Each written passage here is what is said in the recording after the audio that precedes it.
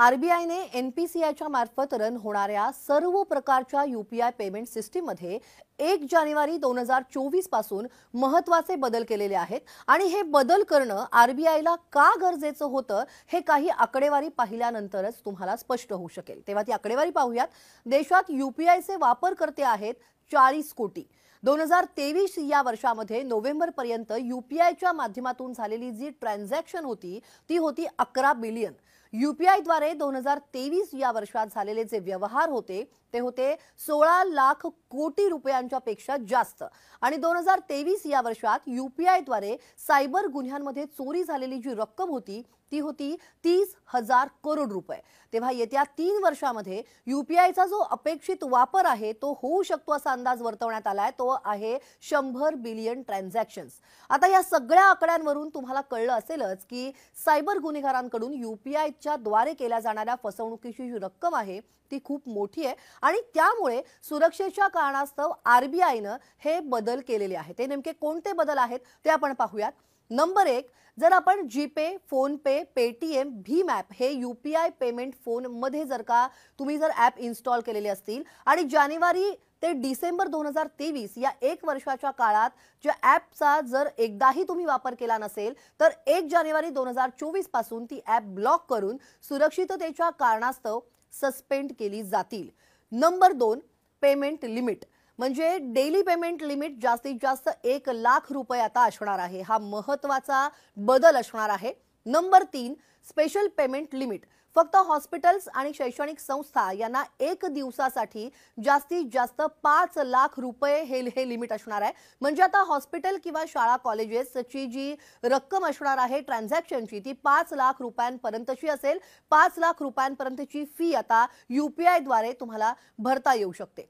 Number 4, transaction settlement time हे फार महत्त्वाचं आहे। 2000 पेक्षा जास्त रकमेचं जर का सेटलमेंट जर व्हायचं असेल करायचं असेल तर आता 4 तास लागणार आहेत। आरबीआयने सायबर गुन्हेगारी रोखण्यासाठी हा अत्यंत महत्त्वाचा बदल केलेला आहे। आतापर्यंत ट्रान्झॅक्शन झालं की लगेचच विक्रेत्याच्या अकाउंटला पैसे जमा व्हायचे, पण आता जानेवारी 2024 पासून तुम्ही कोणत्याही नवीन व्यक्तीला किंवा शॉपला किंवा ऑनलाईन जर तुम्ही काही खरेदी केली असेल तर 2000 पेक्षा जास्त रक्कम यूपीआयने पेड केली असेल तर त्या विक्रेत्याच्या अकाउंटला ती रक्कम जमा होण्यासाठी 4 तास लागणार आहेत। पण तुम्ही त्या व्यक्ती किंवा दुकानदाराला नेहमी म्हणजे जर तुम्ही फ्रिक्वेंटली यूपीआय द्वारे जर तुम्ही पेमेंट करत असाल तर हा नियम तुम्हाला लागू होणार नाहीये। आता हा सुद्धा एक महत्त्वाचा बदल आहे। आता पाहूयात number 5, UPI transaction cancellation option. इथून पुढे यूपीआय द्वारे नवीन व्यक्ती किंवा दुकानदाराला किंवा ऑनलाईन पेमेंट जर तुम्ही केलं तर 4 तासाच्या आत तुम्ही ते ट्रान्झॅक्शन कॅन्सल करू शकणार आहात आणि असं कॅन्सल केलेल्या ट्रान्झॅक्शन पेमेंटचं जे रिव्हर्ट आहे ते रिव्हर्ट होऊन मूळ अकाउंटला जमा होईल आणि असा मोठा जो उपयोग असेल तो सायबर गुन्हेगारांनी चोरलेली रक्कम परत मिळवण्यासाठी होईल किंवा चुकून दुसऱ्याच्या अकाउंटला जर का पैसे गेले असतील तर असं पेमेंट लगेचच परत हे मिळू शकणार आहे। पण याचा एक मोठा तोटा आहे। तो तोटा काय आहे तो मी तुम्हाला सांगते। जर तुम्ही नवीन ठिकाणी 2000 रुपयांपेक्षा जास्त रकमेची यूपीआय द्वारे जर तुम्ही खरेदी केली तर दुकानदार त्या वस्तूची त्या खरेदी केलेल्या वस्तूची डिलिव्हरी आहे ती 4 तासांनी तुम्हाला देईल, कारण 4 तासात तुम्ही ट्रान्झॅक्शन कॅन्सल करू शकता आणि हे त्यालाही माहिती असेल, त्यामुळे तो रिस्क घेणार नाही। तसंच हॉटेलमध्ये जर तुम्ही जेवायला गेलात तर बिल 2000 पेक्षा जास्त झालं तर हॉटेल मालक यूपीआय ॲक्सेप्ट करणार नाही, जिथे तुम्हाला पूर्वीसारखंच डेबिट किंवा क्रेडिट कार्ड तुम्हाला वापरावं लागेल। तेव्हा हा महत्त्वपूर्ण बदल होणार आहे, तोही लक्षात घ्यायला पाहिजे। आता पाहूयात नंबर 6, विक्रेत्यानं खरं नाव डिस्प्ले होणार आहे। आता विक्रेत्याचं खरं नाव डिस्प्ले होणार आहे। म्हणजे बऱ्याच वेळा आपण पाहतो की बऱ्याचदा आपल्या मोबाईलमध्ये एखादा नंबर विशिष्ट नावाने सेव्ह असतो, नंतर ती व्यक्ती आपला मोबाईल नंबर बदलते किंवा मोबाईल कंपनी 6 महिन्यांपासून जर तो जो मोबाईल नंबर असेल तो तुम्ही रिचार्ज केलेला नसेल किंवा बंद असेल तर नंबर दुसऱ्या कोणाला तरी ती मोबाईल कंपनी नंबर देऊन टाकते। मग आपण आपल्या मोबाईलमध्ये सेव्ह असलेल्या नंबरवरती अशा वेळेला आपण जर चुकून पेमेंट करतो आणि ते जातं भलत्याच व्यक्तीला किंवा ट्रू कॉलरला नाव वेगळं दिसतं आणि बँक अकाउंट वेगळ्याच नावाने असतं। इथून पुढे सिम कार्ड कोणत्याही नावाने असलं तरी बँक अकाउंट ज्या नावाने असेल तेच नाव UPI पेमेंट करायच्या वेळी तुम्हाला डिस्प्ले होणार आहे. हाही एक महत्त्वाचा बदल होणार आहे. आता बघूयात नंबर 7, UPI क्रेडिट लाईन.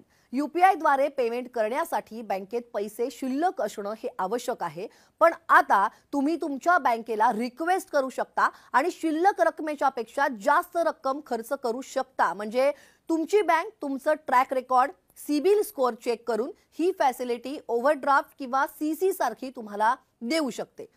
आता बघूयात नंबर 8, UPI ATM. यासाठी RBIनं जपानमधील हिताची कंपनी बरोबर कोलॅबरेट केलेला आहे आणि लवकरच ही जी ATM मशीन्स आहेत ही सगळीकडे उपलब्ध होणार आहेत. जसं डेबिट आणि क्रेडिट कार्ड स्वॅप करून ATM मधून तुम्ही कॅश काढू शकता, तसंच आता UPI QR कोड स्कॅन करून तुम्ही या मशीनवरून कॅश तुम्हाला काढता येणार आहे. Number 9, UPI transaction charges.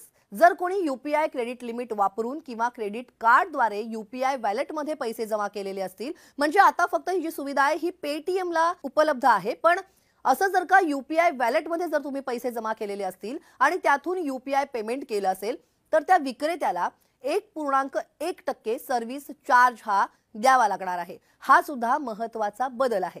तेव्हा अजूनही काही सर्व्हिसेस प्रस्तावित आहेत. तसंच ह्या UPI सर्व्हिसेसच्या इम्प्लिमेंटिंग मध्ये येणाऱ्या अडचणींचा अभ्यास करून हे नियम NEFT, RTGS या ऑनलाईन पेमेंटसाठी सुद्धा लागू होण्याची शक्यता आहे आणि लवकरच RBIच्या वतीनं त्याबद्दल ऑफिशियल अनाउन्समेंट सुद्धा केल्या जाऊ शकतात. तेव्हा हे महत्त्वपूर्ण बदल 1 जानेवारीपासून होणार आहेत, 1 जानेवारी 2024 पासून होणार आहेत आणि ही माहिती जी आहे ती तुम्हाला नक्की उपयोगी पडेल. ही माहिती तुम्हाला कशी वाटली ते कमेंटमध्ये सांगायला विसरू नका आणि हा व्हिडिओ जास्तीत जास्त शेअर करा.